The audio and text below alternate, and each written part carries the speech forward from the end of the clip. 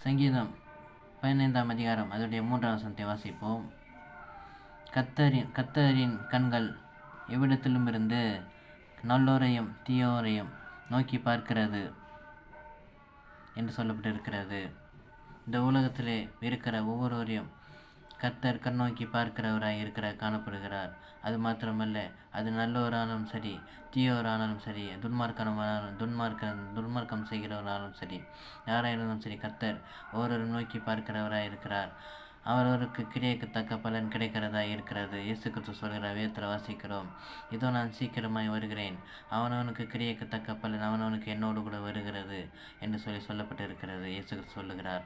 ஆகவே நாம் துன்மார்க்கமாய் இருந்து துன்மார்க்கமாய் செயல்பட்டு அதற்குண்டான பலனை தீமையான காரியங்களை அனுபவியாதபடிக்கு நாம் ஒரு கர்த்தருக்கு ஏற்ற காரியங்களை, அவருக்கு சுத்தமான காரியங்களை, நல்ல காரியங்களை, நல்ல விஷயங்களை செய்யும் பொழுது, நன்மையான காரியத்திலே ஈடுபடும் பொழுது அதற்குண்டான பல நன்மையான காரியங்கள் நமக்கு வருகிறதாயும் நமக்கு கிடைக்கிறதாயும் இருக்கிறது. அது இம்மையிலும் சரி மறுமையிலும் சரி அதற்குண்டான பலன் இயேசு கிறிஸ்துவிடத்தில் நமக்கு கிடைக்கிறதா பெற்றுக்கொள்கிறதா இருக்கிறோம் காணப்படுகிறோம். அது மாத்திரமல்ல, வேதத்தில் வாசிக்கிறோம், மனிதனோ முகத்தை பார்க்கிறான், கர்த்தரோ இதயத்தின் வாஞ்சை நினைவுகளை அறிந்திருக்கிறான் சொல்லி வேதத்தில் வாசிக்கிறோம்.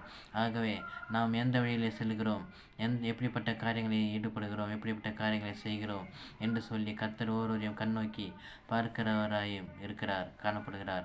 ஆகவே நாம் கர்த்தருக்கு பயப்படுகிற அந்த பயத்தை வைத்து நம் இதயத்தில் வைத்து நாம் ஒருவரும் அவருக்கு ஏற்றபடி சுத்தமான காரியங்களை, பிரியமான காரியங்களை செய்வர்களாயும், நல்ல காரியங்களை, நல்ல விஷயங்களை செய்வர்களாயும் ஈடுபடுகளாயும் இருக்கிற வேண்டும் காணப்பட வேண்டியது அவசியமாக இருக்கிறது காணப்படுகிறது. ஆமென். கர்த்தர் உங்களோடு ஆசீர்வதிப்பார்.